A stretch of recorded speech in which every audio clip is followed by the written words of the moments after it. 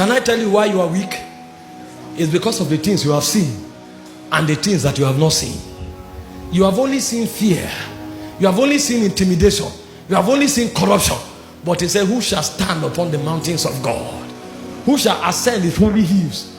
Who shall ascend? Because when you ascend that mountain, you can control things on earth. Men don't change because our message is sweet. Men don't change because our message is intelligent. Men change because our message commands change. No, please sit down. It compels them. They don't know what they are hearing, yet they can't deny it. Somebody played my message for one elder in the village. He said, this man, if they talk too quick, I know they hear what they talk, but as they hear, they love God. I don't know what they happen.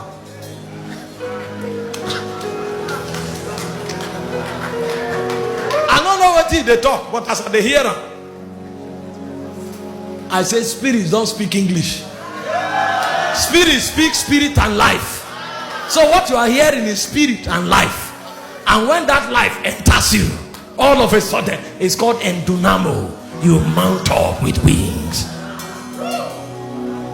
I am saying this to someone so that when you leave this meeting, you will go and labor in the spirit. See, we have abused impartations. Because people cannot wait on God for 3 hours, but they wait on men for 3 weeks. And then they come struggling to cut button, to touch you. You are wasting your time. When you see him, then you shall be like him. Men must be encouraged to stay with God. Because power in the spirit is not even ability to raise the dead. It's ability to stand in the presence. To stand. To stand. Moses was able to stand there for 40 days. He stood at the age of 80 to tell you it's not physical strength. He climbed Sinai. Sinai is over 9,000 feet tall. But there was something he was looking for.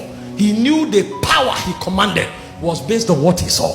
And sometimes after climbing Sinai, God will not be waiting for him. He will still come there and wait for 6 days. Then Shekinah will come. And when the Shekinah come, as Moses leaves the mountain, you will think he has left God on the mountain. And suddenly, the Bible will say, and Moses wist not that his face shone. Because the God he thought he left, he didn't leave him. The God followed him out. When you wait on God, God follows you. And then the guy comes. If he says A becomes law. Moses became so strong in this reality until the Old Testament was called the laws of Moses. They were not called the laws of God. They were called the laws of Moses. He had mingled with God so much that when he comes out, he fleshes out divinity.